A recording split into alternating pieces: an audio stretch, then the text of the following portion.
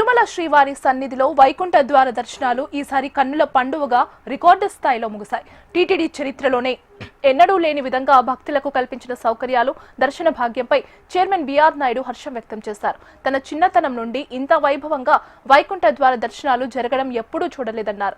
గత 10 రోజుల్లో ఏకంగా 7,83,000 మంది భక్తులు వైకుంఠ ద్వార దర్శనం చేసుకున్నారని, టీటీడీ చేసిన ఏర్పాట్లపై 93% మంది భక్తులు పూర్తి సంతృప్తి వ్యక్తం చేయడం విశేషమన్నారు. అలాగే ఏఐ కమాండ్ కంట్రోల్ రూమ్ ద్వారా క్యూ లైన్లను నిరంతరం పర్యవేక్షించి సామాన్య భక్తులకు ఇబ్బంది లేకుండా స్వామివారిని దర్శించుకునేందుకు వీలుగా ప్రత్యేక ఏర్పాట్లు చేసినట్లు తెలిపారు.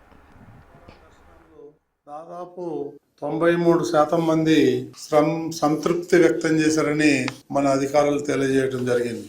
ఈ 10 రోజుల్లో స్వామివారిని దర్శించిన భక్తుల సంఖ్య 7,83,000 మంది. గతంలో లాస్ట్ ఇయర్ 6,83,000 మంది చేసుకుంటే ఈసారి 1,00,000 మంది పెరిగారు. అంతకుముందు 23లో 6,47,000 మందే దర్శనం చేసుకున్నారు ఈ 10 రోజులు. ఈ విధంగా చూసినట్లయితే ఇంత పెద్ద మొత్తంలో శ్రీవారిని దర్శించుకోవడం ఇదే మొదటిసారి.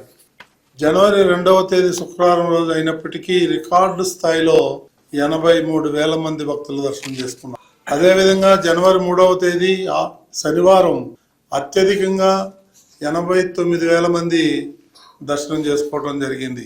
ఇందులో అందుబాటులో ఉన్న 128 గంటల్లో దర్శన సమయంలో 164 గంటలు సామాన్య భక్తులకి కేటాయించడం జరిగింది.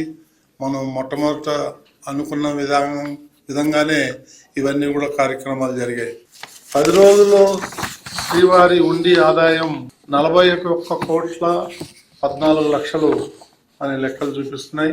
భక్తులకు విక్రయించినటువంటి లడ్డూలు 44 లక్షల లడ్డూలు.